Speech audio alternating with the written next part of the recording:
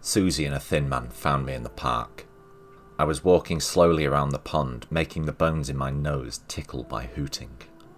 Susie said that my mother had tipped her off after hearing my voice whilst throwing stones at the ducks.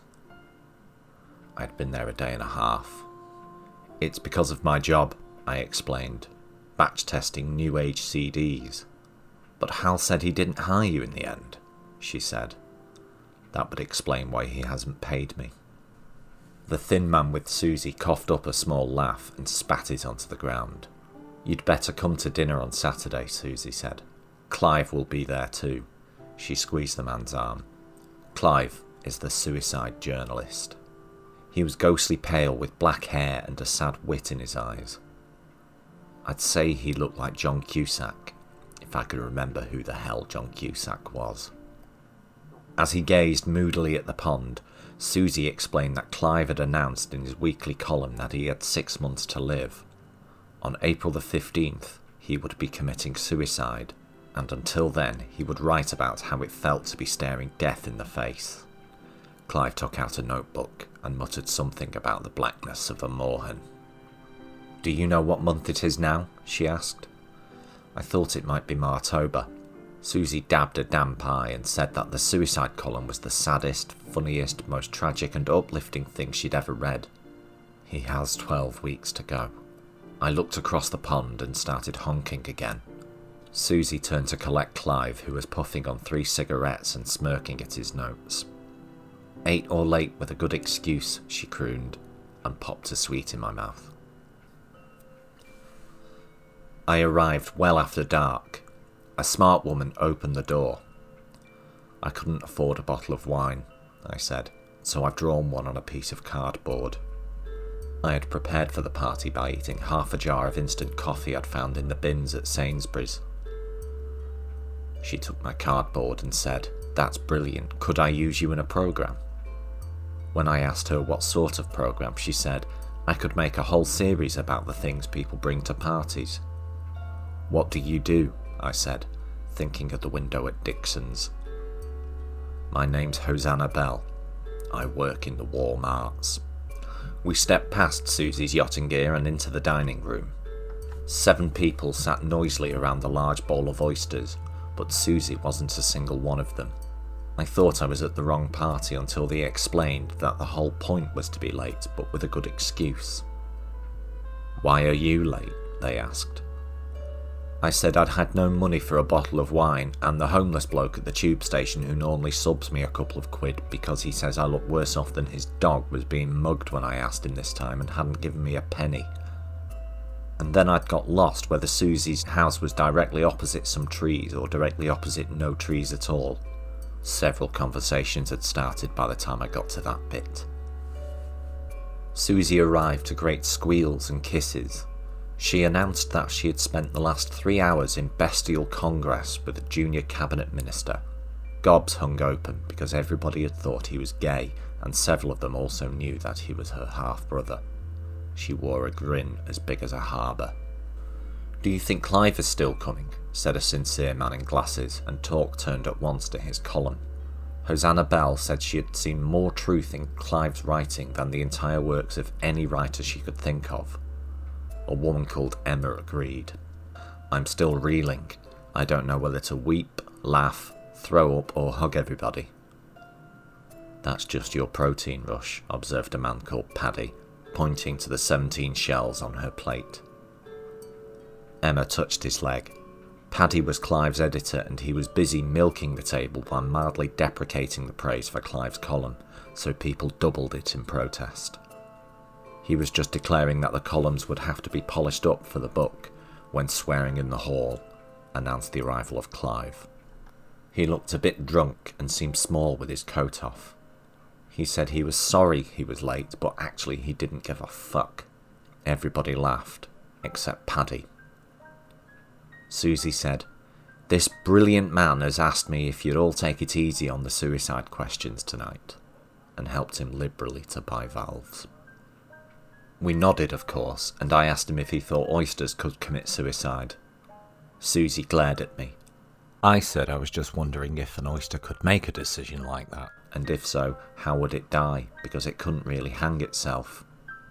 Are you being weird or sarcastic? Said Emma. I don't know, because I get the two feelings mixed up. She called me a plankton and started telling Clive about the time she had cut her wrists. Look at my scars, she said. They are beautiful, but not as beautiful as your columns. For some reason, Clive looked at me as he said, only the very ugly is truly beautiful, and if the printed word has any meaning, then it must come from the very edge of fucky bum boo boo. There were titters. Paddy muttered something about Clive alienating his fans, but was cut off by Emma. No, Clive has every right to be drunk. You are in masses of pain, Clive. You are doing it for us. Yes, agreed Hosanna. Clive asked her what the hell she knew.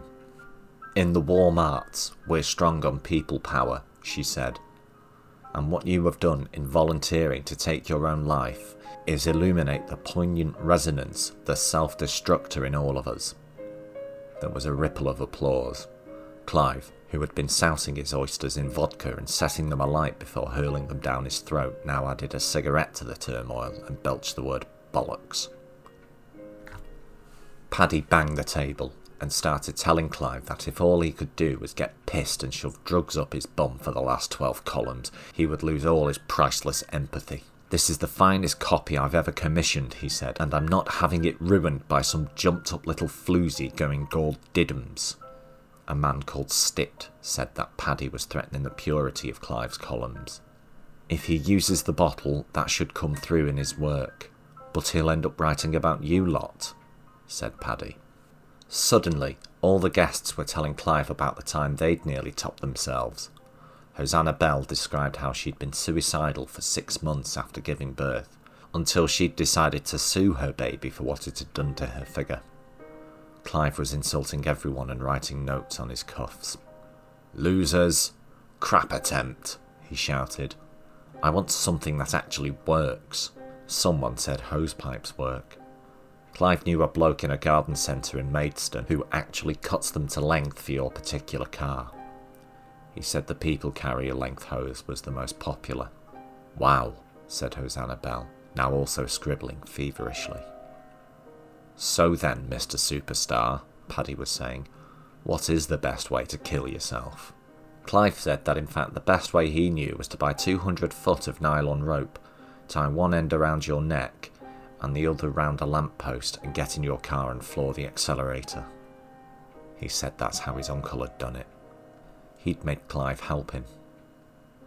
He was just 9 years old, and he'd had to ride in the car and stop it crashing when his uncle's head came off. The blood had made the pedals very slippy. Clive blinked, smarting eyes. The table fell silent. Really? Said Paddy, genuinely shocked. Of course not, you moron, brayed Clive, and went on to explain that we were all idiots and he could say anything and we'd lap it up just because we thought his pain meant something. How we wouldn't give him a second thought if he wasn't going to kill himself, except he wasn't actually anyway because the whole thing was a hoax and he was going to say so in his column next week. Paddy erupted and decked Clive with the oyster bowl. Then he stood over him, roaring that this was his fucking idea. Clive had agreed to do it, and he wasn't going to wriggle out of killing himself now. Not now there was a book. Clive crawled from the room. The general opinion was that Clive had just treated us to his most savage and moving cry for help yet. We had all underestimated his pain. I feel choked up now, said Emma, but if I read about it next week, I'll be crying for the rest of the year. Someone bring me a fucking fag. Clive's voice sounded glutinous. Susie gestured to me as everyone else was still debating the meaning of his actions. He lay on the floor, 2 regurgitated oysters a tongue's length from his leaking mouth, one of them still slightly alive. His nose seemed a better place for the cigarette. The caustic fumes revived him and he stumbled to his feet. I'm going out, he said. I'm going to break into a car and then drive around drunk until I crash. As he lunged past me into the hall, his foot snagged on a rope among Susie's boat bags. and he fell onto the seagrass. We both looked at a large coil of blue nylon. "Are you good at knots?" he said. Susie's car keys were hanging by the front door. "You might as well use the Discovery," I said. "She'll be so thrilled to have a new story." About an hour later, I revealed that Clive hadn't just gone for a walk. He'd gone to divorce his head, and how I'd helped him with the keys and the knots. I needed to go to sleep, and had correctly anticipated that Paddy would punch my lights out.